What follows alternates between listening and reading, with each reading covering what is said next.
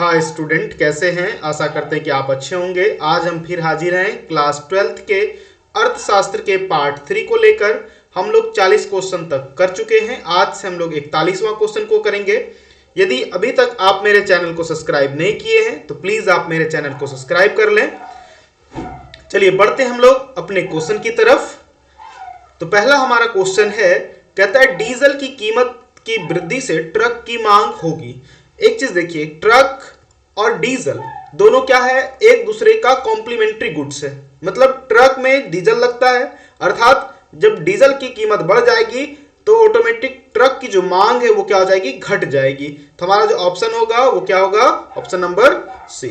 चलिए बढ़ते हम लोग अगले क्वेश्चन की तरफ, सॉरी बी होगा। देखते हैं हम लोग अगला क्वेश्चन क्या है। कहता है इनमें से कौन सा प्रत्यक्ष कर, जिसको हम लोग डायरेक्ट टैक्स भी बोलते हैं। तो जीएसटी हमारे गुड्स पर लगता है, सर्विसेज पे लगता है, उत्पाद शुल्क भी गुड्स और सर्विस पे लगता है, सीमा भी लगता है। तो जो हमारा संपत्ति कर है ये प्रत्यक्ष कर है। संपत्ति कर हमारा क्या है, प्रत्यक्ष कर है। चलिए बढ़ते हम लोग अगले क्वेश्चन की तरफ। कहता है कि निम्नलिखित में से कौन सा प्रगतिशील कर है, प्रोग्रेसिव कर है। मतलब जैसे जैसे आपकी वैल्यू या आपका इनकम बढ़ते जाएगा उसी तरह से आपके ऊपर टैक्स भी लगाया जाएगा। तो बिक्री कर, जीएसटी, रेल भाड़ा, ये सब क्या है, रिग्रेसिव टैक्स है। जबकि आय कर जो है वो क्या है, प्रोग्रेसिव टैक्स है, मतलब कि प्रगतिशील कर है। तो हमारा ऑप्शन नंबर क्या हो जाएगा, ए। चलिए बढ़ते हम लोग अगले क्वेश्चन की तरफ और देखते हैं हमारा अगला क्वेश्चन क्या है। तो हमारा अगला क्वेश्चन है, निम्नलिखित में से कौन कर राज्यों द्वारा लगाया जाता है। चलिए देखते हैं हम लोग अगला क्वेश्चन का आंसर क्या होगा। एक सेकंड। चलिए, तो मनोरंजन कर, स्टाम्प शुल्क, भू राजस्व, ये तीनों जो कर हैं ये राज्यों द्वारा लगाए जाते हैं। अर्थात हमारा आंसर हो जाएगा उपयुक्त में सभी। यदि अभी तक आप मेरे चैनल को सब्सक्राइब नहीं किए तो प्लीज आप मेरे चैनल को सब्सक्राइब कर मोटिवेट करें हमें, ताकि हम आपके लिए और नए नए वीडियो ला सकें। चलिए देखते हैं अगला क्वेश्चन हमारा क्या है। कहता है अगर सीमांत उपभोग प्रवृत्ति एमपीसी का मान 1/4 हो तो निवेश गुणक का मान होगा। हम लोग जानते हैं के बराबर होता है 1/MPS और एमपीएस का वैल्यू होता है 1 - एमपीसी। चूंकि आप लोग पढ़े होंगे MPS plus MPC equal to 1 होता है। तो देखिए यहां हम लोग मान रखते हैं के इक्वल टू 1/1 माइनस 1/4। इसको हल करेंगे 1, ये घटा के होगा 3/4 और ये जब उलट जाएगा तो हमारा हो जाएगा 4/3। यानी ऑप्शन नंबर क्या हो जाएगा, सी। ऑप्शन नंबर क्या हो जाएगा, सी। चलिए बढ़ते हम लोग अगले क्वेश्चन की तरफ। अगला क्वेश्चन है, कहता है निम्नांकित में से कौन गैर कर राजस्व है। तो गैर कर मतलब जिसको टैक्स के रूप में नहीं लिया जाता है। तो जीएसटी हो, प्रत्यक्ष आय कर हो या निगम कर हो, ये टैक्स लिया जाता है। जबकि लाभांश मतलब हिस्सेदारी, तो ये क्या हो जाएगा, गैर राजस्व हो जाएगा, जो कि सरकार को डायरेक्ट उसमें हिस्सेदारी मिलती है। चलिए बढ़ते हम लोग अगले क्वेश्चन की तरफ। कहता है अवसर लागत, एक सेकेंड थोड़ा सा क्वेश्चन को आगे बढ़िए। हाँ, अवसर लागत क्या है, अवसर लागत क्या, अपॉर्चुनिटी कॉस्ट, मतलब कि जिसको पाने के लिए हम कुछ खोते हैं और जो वो कॉस्ट पड़ता है उसको हम लोग बोलते हैं अवसर लागत। तो देखते हैं ऑप्शन में से क्या है। कहता है वह विकल्प जिसका परित्याग कर दिया गया हो, बिल्कुल सही। खोया हुआ अवसर, बिल्कुल सही। हस्तांतरण बिल्कुल सही। इनमें से सभी, अर्थात क्या हो जाएगा, ऑप्शन नंबर डी हो जाएगा। चलिए बढ़ते हम लोग अगले क्वेश्चन की तरफ। देखते हैं हमारा अगला क्वेश्चन क्या है। बहुत ही सिंपल क्वेश्चन है और ये फ्रंट क्वेश्चन है, हर एक इकोनॉमिक्स के बच्चे को ये आता है। कहता है कि यदि पी वस्तु की कीमत हो, डी वस्तु की मांग हो तो मांग की लोच। तो आपको पता है कि इलास्टिसिटी ऑफ डिमांड यानी मांग की लोच क्या होता है, चेंज इन डिमांड। तो change in percentage change in demand upon percentage change in price. तो देखते हैं ऐसा ऑप्शन कहां है। थोड़ा सा नीचे करते स्लाइड को, दिख जाएगा। इस दोनों में से नहीं है, देखते हैं। चलिए, तो ऑप्शन नंबर डी हो जाएगा हमारा आंसर, क्या, percentage change in demand upon percentage change in price.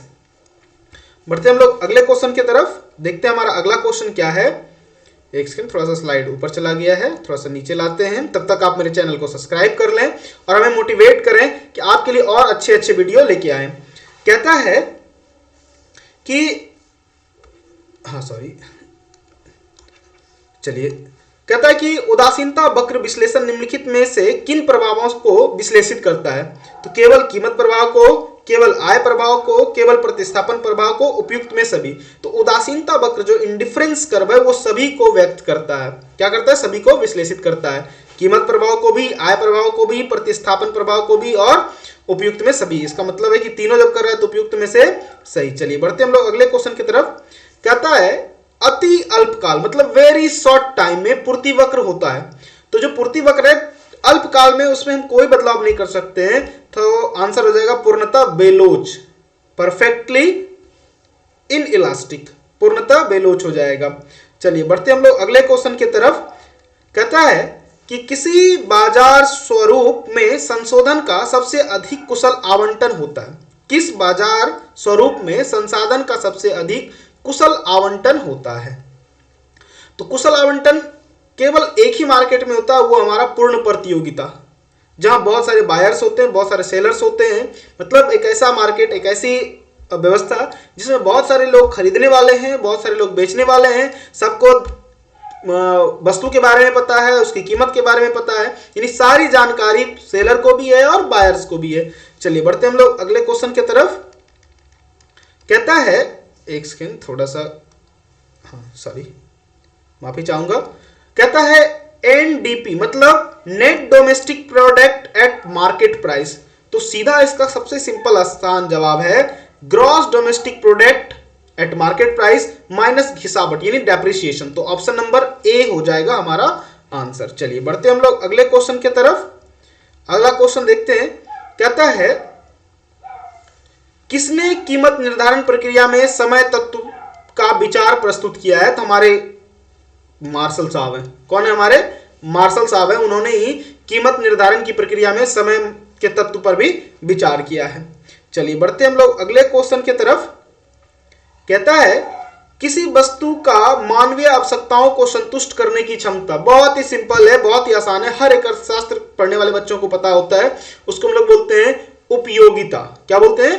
उपयोगिता। जैसे हम लोग किसी बिस्किट को खाते हैं तो हमारे भूख को शांत कर देता है, तीन बिस्किट की उपयोगिता क्या है? वो हमारे भूख को शांत कर देती है। चलिए अगला है इनमें से किसका संबंध जनसंख्या के इष्टतम सिद्धांत से है? तो देखिए माल्थस साहब ने भी जनसंख्या के बारे में कहा है, लेकिन जो इष्टतम सिद्धांत है वो ई कैनन ने दिया है। किसने दिया है? ई कैनन ने दिया है। तो हमारा आंसर हो जाएगा ऑप्शन नंबर बी। अब कहता है, देखिए अगला क्वेश्चन है हमारा क्वेश्चन नंबर 56। निम्नांकित में से कौन सेविका कार्य है? कौन सेविका कार्य है? तो इनका जो काम है वो प्राथमिक एवं द्वितीयक प्रतिभूति बाजार का विनिमय करती है, यानी शेयर मार्केट को ये हैंडल करती है, उनमें उनका देखरेख करती है, उनको गाइड करती है। अर्थात क्या हो जाएगा हमारा आंसर? प्राथमिक एवं द्वितीयक पूर्ति बाजार का विनिमय करना। अब देखिए सार्वजनिक ऋण का विनिमय ये तो आरबीआई का है, वस्तु बाजार का विनिमय ये तो मार्केट पे चला जाता है, मुद्रा भी आरबीआई का ही काम है। चलिए बढ़ते हम लोग अगले क्वेश्चन की तरफ। अगला क्वेश्चन है हमारा क्वेश्चन नंबर होगा 57। कहता है इनमें से कौन प्राथमिक क्षेत्र में शामिल है? तो भूमि भी है, वन भी है, खनन है, ये सारा हमारा प्राथमिक क्षेत्र है। तो ऑप्शन नंबर क्या हो जाएगा? डी। ऑप्शन नंबर क्या हो जाएगा? डी। तो बहुत ही आसान क्वेश्चन था। बढ़ते हम लोग अगले क्वेश्चन की तरफ।